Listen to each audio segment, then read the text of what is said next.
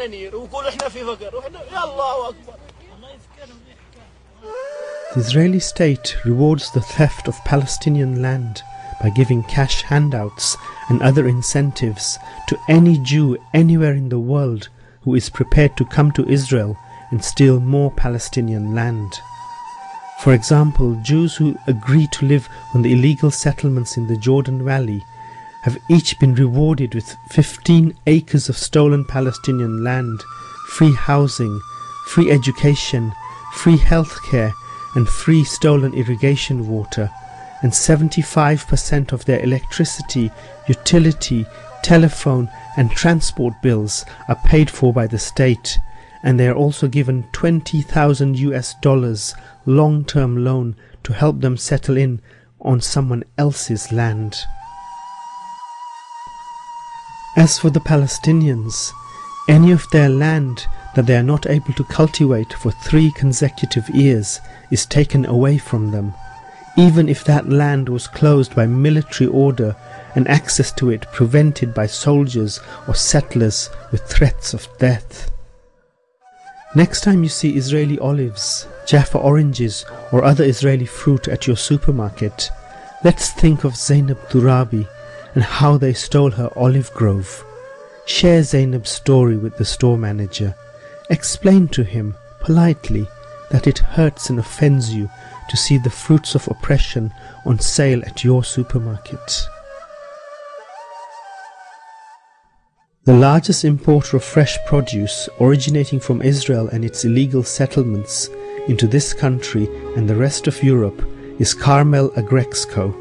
It handles some 60 to 70% of all goods produced in the illegal settlements.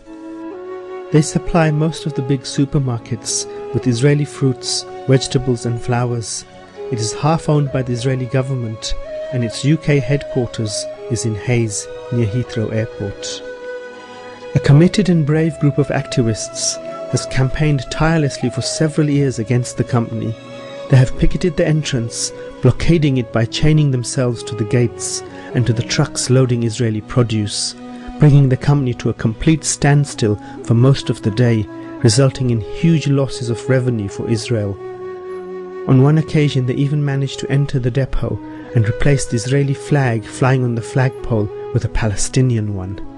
In November 2004, several protesters were arrested, but the judge acquitted them, ruling that Agrexco must prove its business is lawful.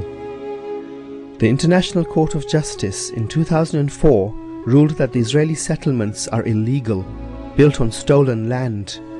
Carmel Agrexco is guilty of importing produce grown on stolen land. Since then, the company is reluctant to prosecute the demonstrators. Here is an interview with one of the activists following a blockade in July 2007. I'm one of a group who just invaded Carmel Agrexco's property, went into their warehouse, handed out leaflets to the workers, locked onto one of their trucks and hoisted a Palestinian flag over the depot.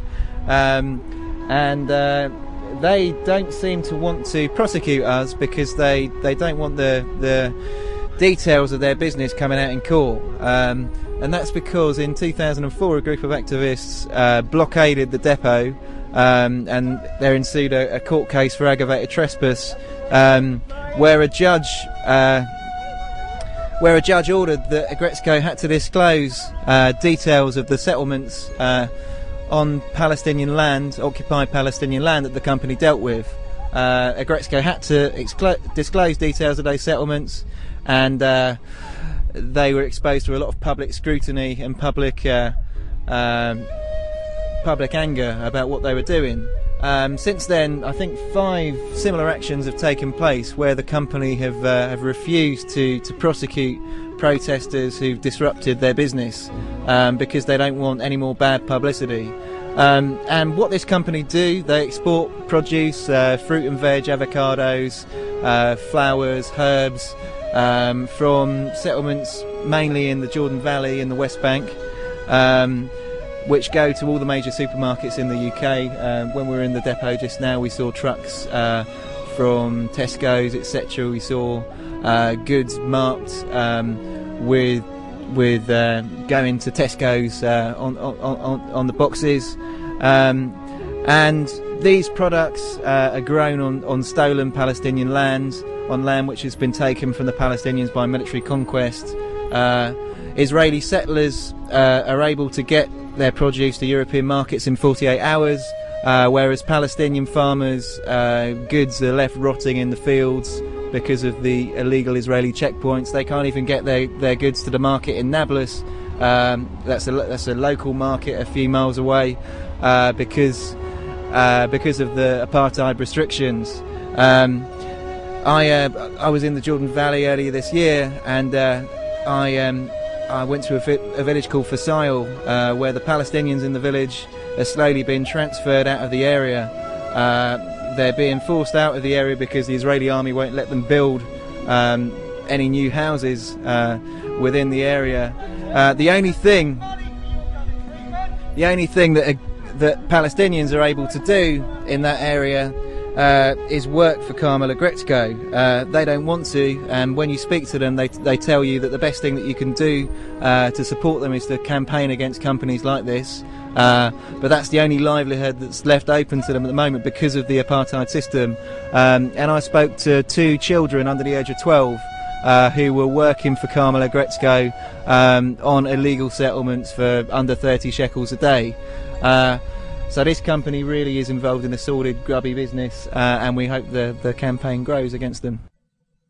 An important point that comes out of the interview is that the Palestinians who are forced to work for Carmel Agrexco in order to feed their families, who are forced to even send their young children, who get a pittance for a back-breaking day's work, who would lose their jobs if Carmel Agrexco collapsed, they themselves are urging us to help them by taking action against Carmel Agrexco and such companies that support Israeli apartheid.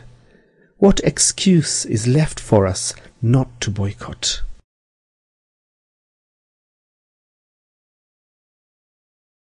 Israel exports well over £16 million worth of flowers to the UK every year. The most profitable time for the sale of Israeli flowers is the run-up to Valentine's Day. Each year at this critical time, this courageous group of activists takes action in a non-violent blockade outside the depot gates. This year, Carmel, not wishing to take the court route again, instead resorted to violence. Their security guards attacked the protesters. One woman was punched to the ground and kicked, and a video camera was smashed.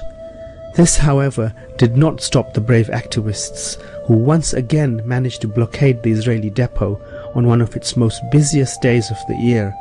And this year, activists in Belgium also joined in a similar blockade of the Carmel depot in Belgium. This is the level of dedication to justice that non-Muslims have shown to the Palestinian cause in this country. How shameful it is then to see in Ramadan crates of Carmel dates on sale in halal Muslim shops. How can a fast be broken by the eating of stolen dates? And this at a time when Israel is starving the Palestinians. I was going during the holy month of Ramadan. As we moved towards the Eid, I was going around Muslim shops in Tower Hamlets and elsewhere, telling them that although they had collection boxes for the mosque, although they had religious imagery in their shops, although they were selling dates to the faithful people to break their fast, the dates were made in Israel. They were stained with the blood of the Palestinian people, and Muslim shopkeepers were selling them. Let's resolve now that at least in Tower Hamlets, next Ramadan, not a single Israeli date will be sold in any shop in this borough of Tower Hamlets. Let's promise that now over the internet to the Palestinian people. We should be boycotting.